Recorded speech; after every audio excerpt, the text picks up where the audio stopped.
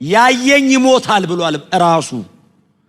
የማይታይ አምላክ የሚል ትምህርት የጀመረው ኢሳይያስ አይደለም፣ ሙሴም አይደለም፣ ራሱ ባለቤቱ እግዚአብሔር ነው። እግዚአብሔር እኮ ይገለጥ እንጂ እኛ እንጠፋለን። እልፍ ጊዜ እልፍ መላእክት አንዱን ብቻ ያደንቃሉ። ያንተ አይነት የለም ይሉታል። ብቸኛ ነህ። የተከለከለ ነገር አይቻለው መሞቴ ነው እያለ ወደ ላይ ነው የሚጮኸው። በዛ እሳት አፌን ነካኛለ። የምትኖሩለት ዓላማ ግን ክርስቶስ መሆን አለበት። የራሴን አልችልም እንኳን የሌላ ሰው ሚለው አባቱ ሊያደቀው ፈቀደ። በጣም በተከሸነ ቃል ወደ እናንተ አልመጣሁም አላቸው። የትኛው? የተሰቀለው። ያየኝ ይሞታል ብሏል ራሱ። ኢሳይያስ እግዚአብሔርን ስለማይታይ ብቻ አይደለም እንዴት አየሁት ብሎ የሚንቀጠቀጠው፣ አልታይም ስላለም ማየት ስለማይቻልም ነው። የማይታይ አምላክ የሚል ትምህርት የጀመረው ኢሳይያስ አይደለም፣ ሙሴም አይደለም፣ ራሱ ባለቤቱ እግዚአብሔር ነው። ልህ አሉት አባቶቻችን። አታዩኝም አለ። እንደው ብናይ ሲሉት አታዩኝም። ሙሴ ነው ትዝ ይላችኋል። ካላየሁ አለው አታየኝም አለው። እንደው ባይህ አለው ትሞታለህ አለው። በጣም ግልጽ፣ ደግሞ እንዳይጠይቅ። በእርግጥ አሁን የሚጸልዩ በጣም ብዙ ጸሎቶች አሉ፣ ጥሩ ናቸው። አሁን በእርግጥ አዲስ ኪዳን ስለሆነ በክርስቶስ ደም በኩል ምናምን ነው የምንሾልከው ብዙ ጊዜ። ኢሳይያስ በቀደመው ኪዳን ያለው እንደማይቻል ገብቶታል። በረጅም ልይ ብሎ አይደለም ያየው፣ አሳይቶት ነው። አሁን እንደው አንድ ቀን ባይህ የሚል ጸሎት እንደጸለየ ምንም የመጽሐፍ ቅዱስ ሩም የለውም። ቆሜ ነበር አለ። እሺ አለ። በዛ ዓመት ይገርማቸዋል፣ ንጉሥ ዖዝያን ደግሞ ቀርቡ ነው ለኢሳይያስ። ብዙ ጊዜ ኢሳይያስ ቀርቦ ያገለገለው ንጉሥ ነው። እና ንጉሥ ዖዝያን በሞተበት በዚያው ዓመት አለ እሺ እግዚአብሔርን በረጅምና ከፍ ባለ ዙፋኑ ላይ ተቀምጦ አየሁት አለና የልብሱ ዘርፍ አለ የቤተ መቅደሱን መድረክ በሙሉ ሞልቶት ነበር። ምንም ስፔስ የለም አለ። ለኔ እንኳን ቦታ የለም አለ። እግዚአብሔር ሞልቶታል። እግዚአብሔር ይለብሳል ማለት አይደለም። ኢትስ ማኒፌስቴሽን፣ የክብሩ መገለጥ ነው። ምንም ሌላ ነገር የለም እግዚአብሔር ባለበት አለ።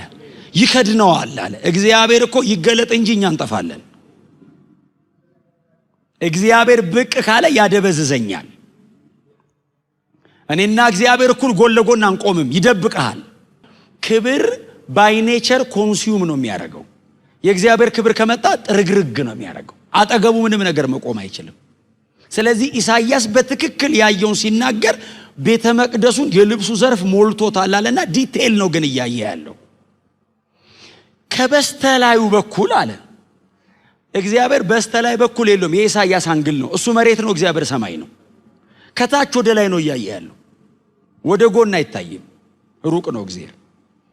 ከላዩ በኩል ሱራፌሎች አሉ አለ።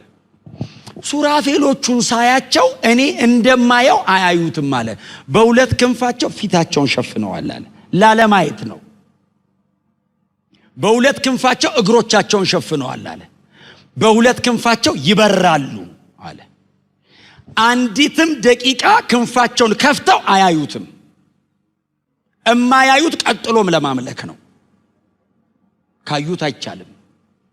እልፍ ጊዜ እልፍ መላእክት አንዱን ብቻ ያደንቃሉ።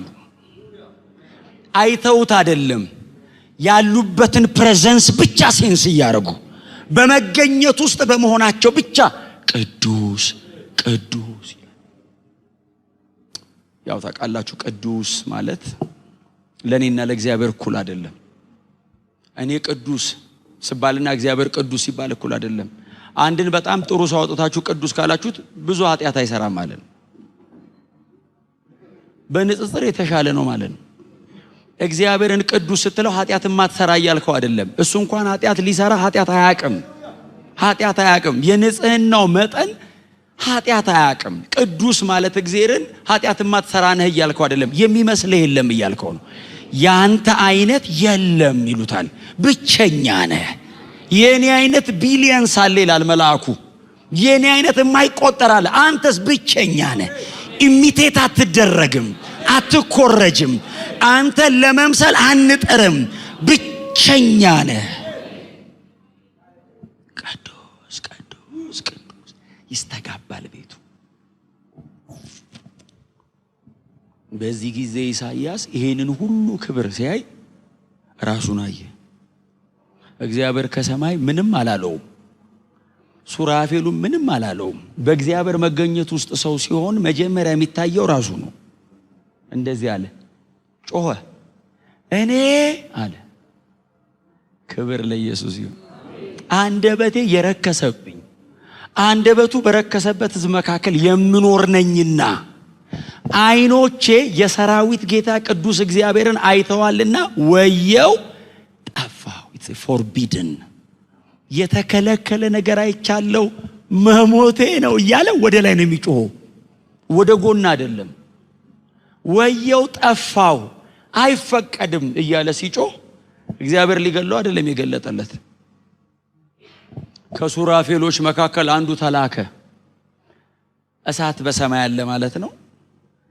ፍም ይዞ ነበር ይላል እና ጉጠት ከየት እንዳመጣም ኢሳይያስ አልነገረንም። ሲጠጋውን ያየው ጉጠት ይዞ ነበር አለ።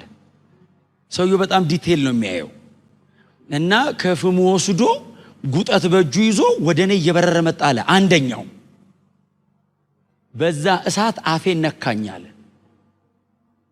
እነሆ ኃጢአትህ ካንተ ተወገደ፣ በደልህም ተሰረየልህ አለው። በደም ነው እንደሚቀደስ የምናውቀው። ኢሳይያስ 6 ላይ በእሳት ተቀድሰሃል አለው። በደልህ ካንተ ተወግዷል፣ አይዞህ አለው። ክብሩን ገለጠለት፣ ራሱን አሳየው፣ የት ጋር እንዳላወቀ ቀደሰው። ይህንን ሁሉ አድርጎ አልለቀቀውም። እግዚአብሔር ራሴን ከገለጥኩልህ ክብሬን ካሳዩ የት ጋር እንዳለ ከነገርኩና ከቀደስኩ አለው መልእክተኛ ፈልጋለሁ አለ። ማን ልላክ አለው። ማንስ ይሄድልናል ብሎ ከሰማይ ወደ ኢሳይያስ ይጮሃል። ኢሳይያስ ጮክ ብሎ እንደዚህ አለ፣ እነሆኝ እኔን ላከኝ። ኢሳይያስን ይሄንን ሁሉ የተከለከለ ነገር አሳይቶት ማን ልላክ አለው። ማን ይሄዳል ሲለው እኔን ላከኝ አለው። እኔን ላከኝ ከባድ ቃል ናት። በላኪው ፍላጎት ውስጥ ነው ያለው፣ በተላኪው ጋር አይደለም። የትም ሊልከው ይችላል። 11 ቁጥር ሲቃዩ ነው። ያ ለማየት የማይቻል ሱራፌሎች አይተውት የማያውቁት ቅዱስ ቅዱስ የሚሉት አምላክ መሬት ወርዶ በመካከላቸው ሲያድር ከከፈላቸው ዋጋዎች መካከል አንዱን ለመሆን ፈቃደኛ ነን እኛ። አሁን ለምሳሌ የተጠላ የሚለውን ለመሆን የተጠላ መጠላትም ይፈልጋል። እዚህ ውስጥ መወደድ መፈለግ፣ ሁሌ ቪአይፒ ብንሆን ነው ምንለው። ኢየሱስ የተጠላ ነው። ለመውደድ እኮ እድል የማይገኝለት አምላክ ነው። በጣም ሩቅ የነበረ አምላክ መሬት ወርዶ በመካከላችን ሲያድር የተጠላ የተናቀ። ለዛ ነው እኛ የተሰቀለው ክርስቶስ የሚል ቲም የያዝ ነው። ፎከሳችን ወደዚህ መምጣት አለበት። ፎከሳችን መስተካከል አለበት። በእግዚአብሔር ቤት ውስጥ ያለ የትኛውን በረከት አይጎልባችሁም። የምትኖሩለት ዓላማ ግን ክርስቶስ መሆን አለበት። የተናቀ ነው አለው። የተናቀ ማለት እኮ አንፌቨርድ ነው። እያወራ ወሬ አታስጨርሰው። እንደዚህ እያወራልህ ትተው ትሄዳለህ። የተናቀ ነው። ከሰው መሃል የተናቀ ነው። አስባችሁታል? የዘላለም አምላክ በመካከላችን ገብቶ ቁጭ ብሎ ከኛ መሃል የተናቀ ሲሆን በእጁ አብኩቶ ሰርቶ በእኔ ፊት ፌቨር ሲያጣ ወንጌል ይሄ ነው። ሌላ ወንጌል የለም። የዘላለም ሕይወት የሰጠን ይሄ ነው። ስናድግ የምንቀይረው ወንጌል የለንም። እንዲህ ስናየው የሕማም ሰው ነው አለው። ደዌን ያውቃል፣ ኤክስፔሪየንስ ያደርጋል። ሕመምን ይሸከም ነበር በሽታን። ደዌያችንን ተቀበለ የሚለው ቃል እኮ ኢንተርቼንጀብል ሁለት እኮ ገብቷል። ኃጢአትን ለማሰረም በሽታንም ለመውሰድ። ጴጥሮስ አንደኛ ጴጥሮስ ምዕራፍ 2 ላይ የነገረን ኃጢአታችንን ለመውሰድ አለ። ማቴዎስ 8 ላይ ደዌያችንን ለመቀበል ነው አለ። ሊትራሊ ደዌ የታመሙትን አመጡ ይልና ፈወሳቸው ብሎ ቀጥሎ ፈወሳቸው ብቻ አይደለም የሚለው ህመማችንን ተቀበለ ደዌያችንን ተሸከመ የሚለው ቃል ተፈጸመ አለ። የታመመ እኮ ነው የመጣው። ስለ ኃጢአት ስርየት እኮ አይደለም እኮ ዘጋ በሽታ ፈውሶ ተቀበለ የሚለው ተሸከመ የሚለው ተፈጸመ ወስዶት ማለት ነው። የሰውየውን በሽታ ወስዶ እላዩ ላይ ያረገ ማለት ነው። ተመልሶ የማይመጣባቸው እኮ ወስዶት ነው። የራሴን አልችልም እንኳን የሌላ ሰው እሱ የዓለሙን ሁሉ ተሸክሞ ወክ ያረግ ነበር መንገድ ላይ። እንዴት ብለህ ልትወደው ትችላለህ? እንዴት ብለህ ትቀበለዋለህ?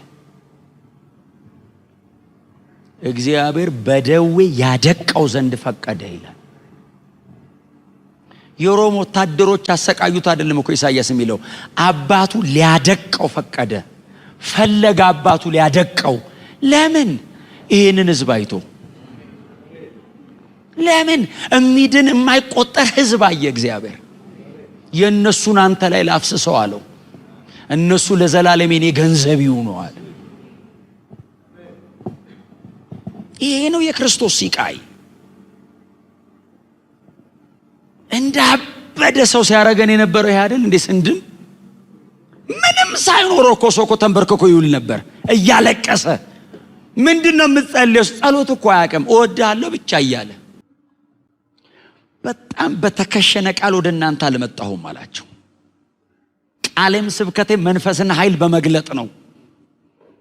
ሰው አይኑ ላይ ግጥም የሚለው ምንድነው? መንፈስና ኃይል ሲባል ኮመንሊ የምናውቃቸው ነገሮች አሉ። ጳውሎስ ግን መንፈስና ኃይል የሚለው የተሰቀለውን ክርስቶስን ነው፣ ወንጌልን ነው። ባይዘው የእግዚአብሔር ኃይል የሚለው ሮሜ ምዕራፍ 1 የእግዚአብሔር ኃይል አይደል ያለው? የእግዚአብሔር ኃይል ያለበት የእግዚአብሔር ኃይል the power of God የተባለው ጎስፐል ነው። የትኛው? የተሰቀለው። ሌላ ነገር ላለማወቅ እንደ ሌባና እንደ ወንበዴ የምቆጠረው ለዚህ ነው አለ ጳውሎስ። ልጄ ጢሞቴዎስ ሆይ ና አለው። ወዴት አለው? በእኔ በወንጌል ምስክርነት አትፈር፣ ደግሞ በዚህ በእስረኛው በእኔ እባክህ እንዳታፍር። እንደው በእኔ ችግር የለውም፣ በወንጌል ግን እባክህ አትፈር። ስለ ወንጌል ናና አብረኸኝ መከራ ተቀበል ብሎ ሰው ወደ ደህና ነገር ይጠራል። ጳውሎስ ወደ መከራ ጠራው ልጁ። ምንም ይምጣ አለው። ለወንጌል ከሆነ ክፈል አለው። ኢሳይያስ ሲሞት ይጸጸታል። የሚናፈቀው የሽልማቱ ቀን ነው። በምን ይመልስልኛል የሚለው እድሜውን ሰጥቷል፣ ጉልበቱን ከፍሏል። አለኝ የሚለውን በሙሉ ለዚህ መልእክት አፍስሷል። እግዚአብሔር ሰማይ በምን ይክሰኛል ይላል። ክብር ለኢየሱስ ይሁን። የከበረው ክርስቶስ በክብር ተንቆጥቁጦም የከበረ ነው። እርቃኑን ስለ ኃጢአተኞች መስቀል ላይ ሞቶም የከበረ ነው። ግሎሪየስ ነው። ክሮስ ላይ ያለው ያ የተሰቃየ እጅና እጁ በሚስማር ተቸንክሮ ጎኑ በጦር ተወግቶ ደሙ ፈሶ አልቆ አጣጥሮ አቅቶት መስቀል ላይ ጭንቅላቱን አቀርቅሮ የሞተውም የከበረ ነው። ግሎሪየስ ነው። የኔ መሲህ እሱ ነው። የተዋረደው ነው የኔ መሲህ። የኔ አዳኝ እሱ ነው። የተሰቃየ ነው። ስለ እኔ ኃጢአት አላፈረም። እኔን ለማዳን እርቃኑን መስቀል ላይ ቀረበ።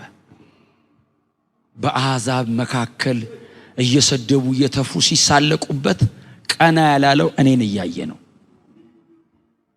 ይህን ትውልድ እያየ ቀና አልልም አለ። እጄን ከዘረጋው እማድነው አይኖርም ብሎ እጁን አጣጥፎ ጸጥ አለ። ደበደቡት፣ አዋረዱት፣ ገረፉት፣ መንገድ ለመንገድ ጎተቱት፣ ዝም አለ። አልበቃቸውም፣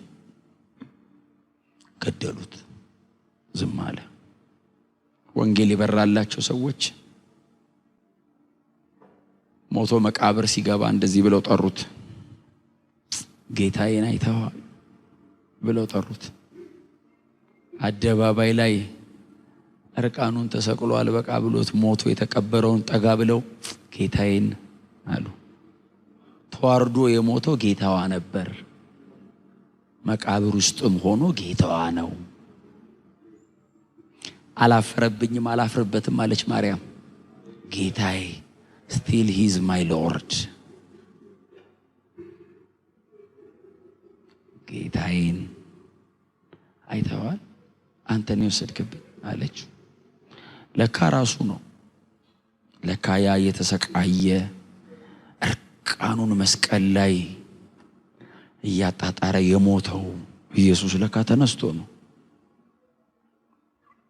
አላወቃችሁ። በጣም ተወደው ስለነበር መጀመሪያ የተገለጠው ለሷ ነው፣ ለጴጥሮስ አይደለም፣ ለሐዋርያቱ አይደለም፣ ለምትወደው ነው የተገለጠው። ሶራልና ማርያም አላት። ሁሌ ላለው እኔን የጠራኝ ነው የሚመስለኝ። ኢየሱስ ከሞት ተነስቶ አጠገብ ቆሞ በስም ቢጠራ ማርያም ማለት እንትን መስሏታል። አትክልት ጠባቂ መስሏት ነበር፣ የሚያጸዳ መስሏት ነው። ጌታዬን አይተዋል ያለችው። ማርያም ሲላት ረቡኒ አለችው። መምህሬ፣ የህይወት ያስተማሪ ነህ፣ መሬ ብላ ልታቀፈው ለምዳለች። እግሩ ስር ሽቶ መድፋት፣ መነካካት። ልትጠጋው ስትል እንዳትነኪኝ አላት። የከበረው ክርስቶስ ሂጂና ለወንድሞቼ ንገሪያቸው፣ ያ አደባባይ ተዋርዶ የተሰቀለው መሲያችሁ ተነስቷል በያቸው።